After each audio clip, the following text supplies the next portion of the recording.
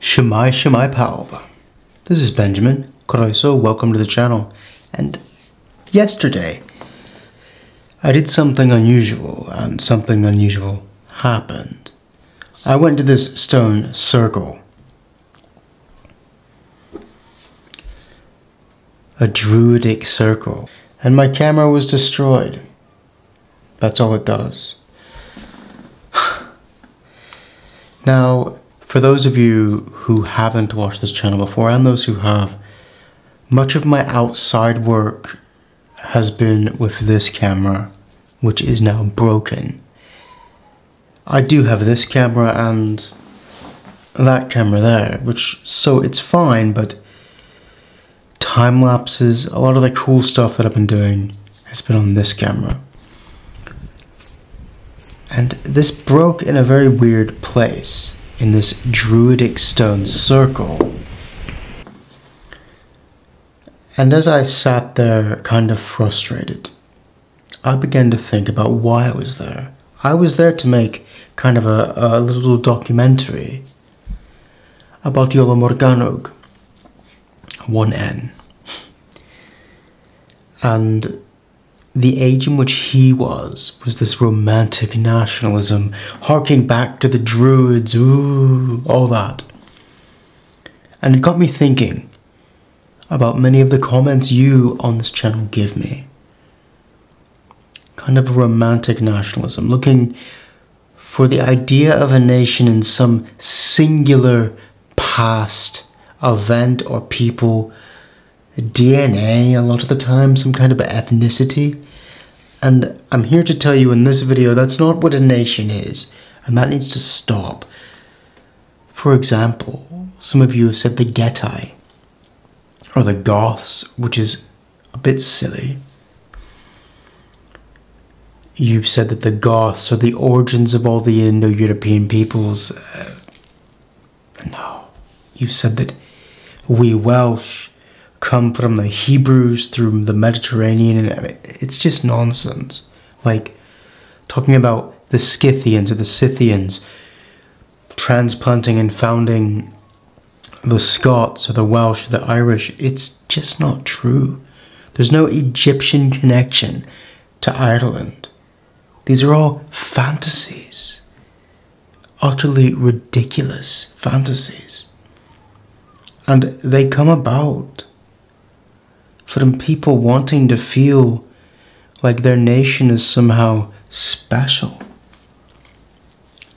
better than other nations, or themselves looking for an identity which is offering simple answers to complex questions. And there's no simple answers in life, especially with nationalism, and that's dangerous. We see a lot of that today with the Brexit rhetoric in the decade past, and talk in America. People unaware of what a nation is. People saying I'm Germanic or I'm Celtic or I'm this. That's not what nations are. Germany is not simply Germanic. It's an ancient patchwork with influences from what was there before it, and all the influences that have accrued in it from layers coming in after it. And a lot of these pseudo-romantic nationalist theories have come on my recent Romanian videos, and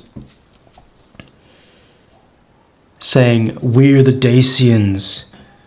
Dacian gave birth to the Latin language, and that therefore Romanian is Dacian, etc. I mean, this is not true, and you have to understand that throughout history, not just today, people in nations have often tried to write what they are from the viewpoint that they have this mythical past that doesn't actually exist. And why? Why are we seeing so much of this today? In case you haven't noticed, this is just mostly a talking video, because my camera broke.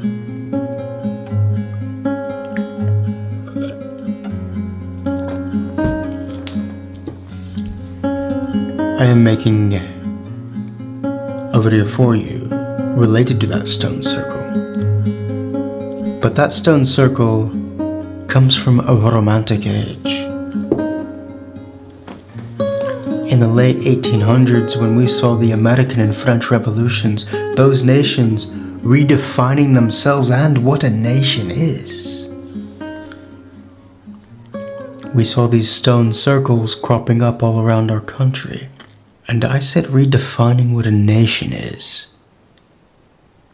And that goes back to what I said about this purity. Nations redefine themselves over and over and over. You're not going to find any beginning of a nation even that doesn't come from a mixture of other roots. There's no purity. There's no real druidic magical origin. And I see people talking about DNA and ethnicity in relation to language, even as far back as the Phoenicians and the Greeks. Those nations spread through trade. Languages can change through peace. Cultures change often, most often, through peace.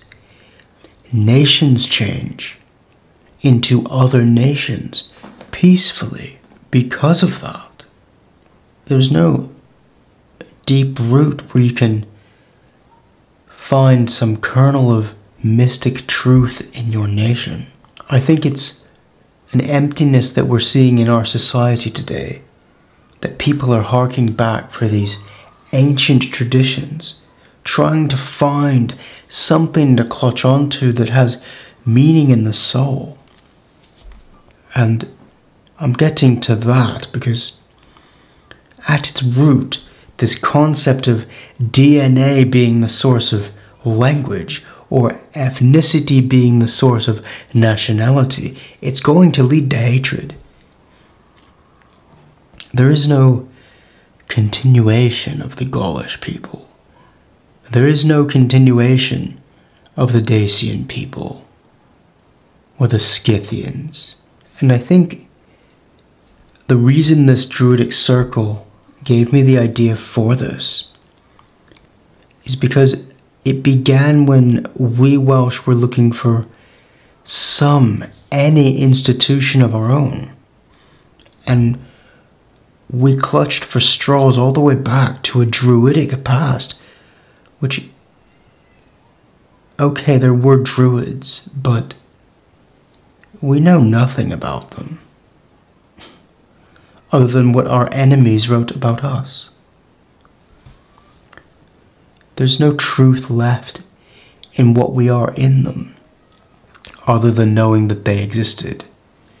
By focusing on those ancient druids, or ancient anything, so specifically as being what a culture is, you ignore everything that's happened since to shape what you are. No one layer of history has a monopoly on what a nation is.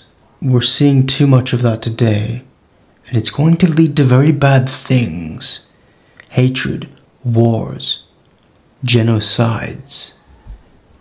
If we feel that there's no mixture of different layers able to be part of our identity. Our identity is not singular.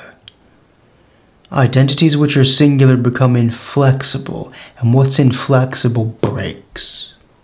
There are children playing outside somewhere. But what is a nation? America, China, Russia, these are not nations. Not in my eyes. These are empires. Britain is not a nation, it's a union of nations. And a nation, really, it's a culture that grew in an organic sense, through influences, between influences, to create a unique mixture of the human experience. And I would say in terms of size, Israel and Wales have it about right. So what of then Romania? Well, Romania was formed of different principalities. It's a union, a confederate nation, I would say. People will disagree with me, but I would say Germany is the same thing. A confederate nation of different principalities, which in themselves are nations in a way. I don't think a nation can be so big that you cannot walk across it. A human dimension of size. I think we in the modern era have lost what a nation is. We've lost this connection to family, to community, to locality, to human dimensions. I mean, if you have to take an airplane to get to the other side of your country, that's not a nation, when we are just small human beings. And that humility of being small, that goes back to that ancientness. It's kind of an arrogance to think that we know such things. We know nothing. We can only accrue the knowledge within this short lifetime. And you want to go back thousands of years and claim some truth? Yes, true, Native American and Jewish nations. They view things slightly differently, but they still view it from the size of a human dimension, even if they're harking back and they have a history all the way through. We often look at nations today from a disjointed, broken lens that it's not rooted in anything. If you're connecting now with a distant past without appreciating every step of the way between that would have and does and always will change you, so that what you were in 3,000 years ago is going to be nearly unrecognizable today for any nation. Because if you don't change, you're not a nation, you're a museum piece. And I get it. You want meaning in this whitewashed, modern, sterile world. We all do. But romanticizing a distant past to give yourself an identity, a cult to belong to, is not the way that you do it. You partake in your local community. You get involved in the people around you. Those are your nation. We also need to differentiate between nationalism and patriotism.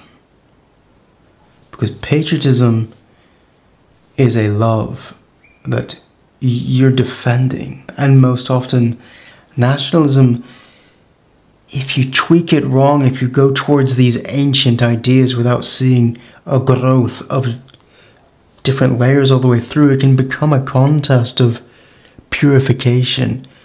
And that leads to war. Because, well, Romania, you have a Hungarian minority in the middle of your country. Are they not part of your nation? If Wales formed some kind of state, South Pembrokeshire is 900 years ago now English speaking, or Flemish then English, but they have their own tradition. Are they not part of our nation? Nationalism is more complicated than some origin. Don't simplify us into black and white.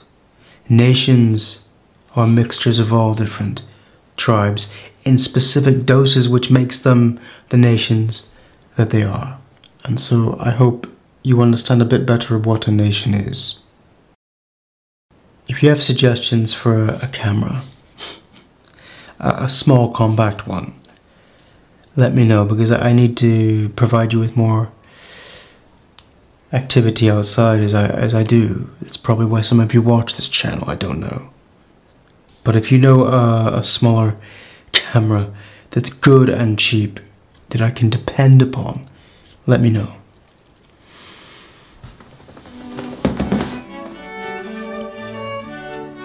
We'll see you as we continue the history series next time.